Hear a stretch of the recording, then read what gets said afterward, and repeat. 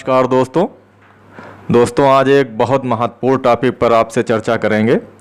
जैसा कि आपको पता है कि प्रत्येक व्यक्ति का जीवन जो होता है उतार चढ़ाव से भरा होता है।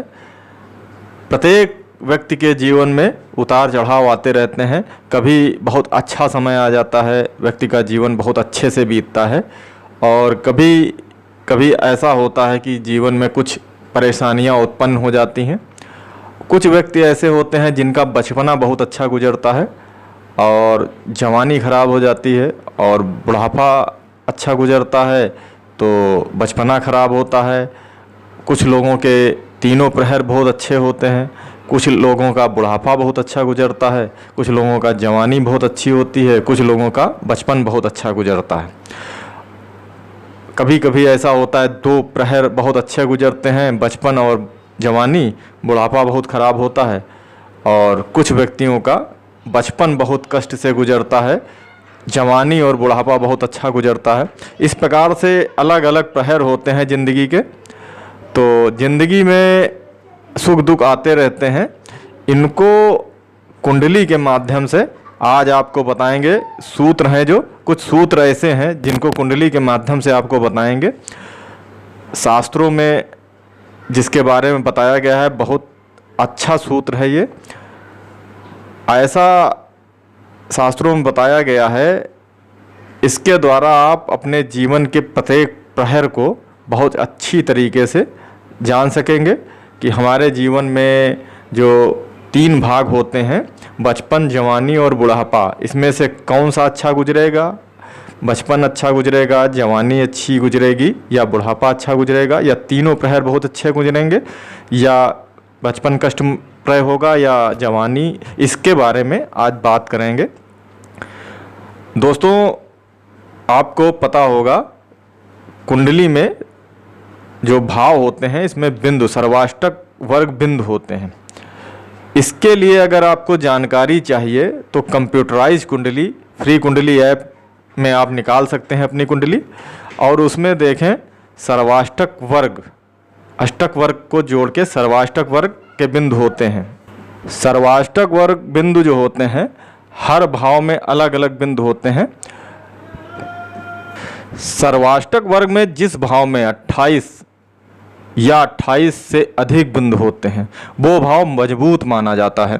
28 जो होता है ठीक ठाक बिंदु होते हैं।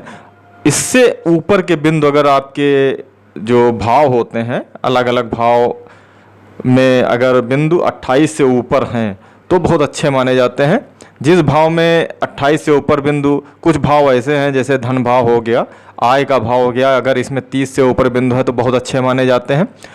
लेकिन ये नियम जो होता है 6, 8 और 12 भाव जो त्रिक भाव होते हैं, इसमें नहीं लगता। छठा भाव में अगर बिंदु होते हैं तो इतना बुरा नहीं माना जाता, क्योंकि ये जॉब, नौकरी का भी भाव होता है। लेकिन 8वां और 12वां द्वादश भाव, ये बहुत ख़राब भाव होते हैं। इसमें अगर बिंदु ज़्यादा हैं तो ख़राब माने जाते हैं। अब इन बिंदुओं की गणना के अनुसार, इन बिंदुओं के द्वारा ही कुछ सूत्र बताए गए हैं, इसके बारे में बात करेंगे। हम एक कुंडली लेते हैं। कुंडली में, ये कुंडली है, इसमें प्रत्येक भाव में अलग अलग बिंदु हमने रख दिए हैं। ये वृश्चिक लगन की कुंडली है, इसमें प्रत्येक भाव में अलग अलग बिंदु रखे हुए हैं। अब इन्हीं बिंदुओं के द्वारा जो सूत्र बताया गया है, इन्हीं बिंदुओं के द्वारा हम जानेंगे हमारा बचपन, जवानी और बुढ़ापा कैसा बीतेगा, ये तीन प्रहर हमारे कैसे जाएंगे। तो आइए इसके बारे में जानते हैं। इसके लिए करना क्या होगा, सबसे पहले कुंडली में जो बिंदु लिखे हैं, बिंदुओं में सबसे पहले हमको करना होगा मीन, मेष, वृष और मिथुन राशि। मीन राशि इसमें छठे घर में पड़ रही है। छठे से हमको 8वां घर जो है मीन, मेष, वृष और मिथुन राशि के तीनों के, चारों के हमको जो सर्वाष्टक वर्ग बिंदु हैं इनको लिख लेना है। तो मीन में 24 बिंदु हैं, उसके बाद मेष में 32 बिंदु हैं, वृष राशि में 19 बिंदु हैं, और मिथुन राशि में 23 बिंदु हैं। तीनों बिंदुओं को लिख लेना है, चारों बिंदुओं को लिख लेना है और चारों बिंदुओं का योग क्या होगा इसको आप जोड़ लेंगे। चारों बिंदुओं का योग जो होगा ये 98 होता है। 98 इसमें आप डाल लें। 98 पहला ये आपने लिख लिया। इसका दूसरा कर्क राशि से शुरू होगा। कर्क, सिंह, कन्या और तुला, चारों राशियां जो हैं कर्क, सिंह, कन्या और तुला, इनके आप बिंदु लिख लें। कर्क में 31 बिंदु हैं, सिंह राशि में 27 बिंदु हैं, कन्या राशि में 28 बिंदु हैं और तुला में 22 बिंदु हैं। अब ये चारों राशियों के बिंदु को आप जोड़ लेंगे। जोड़ने पे आपका योग हो गया 108। कुल योग ये चारों राशि का 108 हो गया। अब इसी प्रकार से आप आगे जाएंगे। वृश्चिक, धनु, मकर और कुंभ, ये जो 4 राशियां हैं इनके बिंदु आप जो बिंदु दिए गए हैं ये आप लिख लेंगे। वृश्चिक में 31 हैं, धनु राशि में 38 हैं और मकर में 33 हैं, कुंभ राशि में 29 हैं। अब ये चारों राशियों के बिंदु आप जोड़ देंगे। ये जोड़ने पे 131 योग आ गया। अब ये जो तीनों योग आए इनका योग इस प्रकार से आप करेंगे कि पहला जो आपने जोड़ा था मीन से मिथुन राशि तक, ये बचपन का हो गया और दूसरा जवानी का हो गया और तीसरा ये बुढ़ापा हो गया। अब इनमें सबसे पहले 98 बिंदु आए तो इनका जो बचपन है बहुत अच्छा नहीं गुजरा। उसके बाद जवानी इनकी उससे अच्छी गुजरी और इनका बुढ़ापा बहुत अच्छा गुजरा। ये सूत्र शास्त्रों में दिया गया है और ये बहुत सटीक सूत्र है। लगभग इस सूत्र के जरिए से आप जान जाएंगे अपने बारे में, बिल्कुल लगभग 50% इससे निकल आता है। इसी में एक दूसरा भी सूत्र बताया गया है। दूसरा सूत्र है अच्छा, वो भी अच्छा है, लेकिन ज़्यादातर ये जो पहला वाला सूत्र बताया गया है इससे बहुत ज़्यादा लोगों के ऊपर देखा गया है और इससे कामयाबी मिली है। लेकिन दूसरा सूत्र भी जो है इसका आप जान लें। दूसरा सूत्र इसमें है केंद्र के जो स्थान हैं, केंद्रों के पूरे स्थान आप जोड़ लेंगे।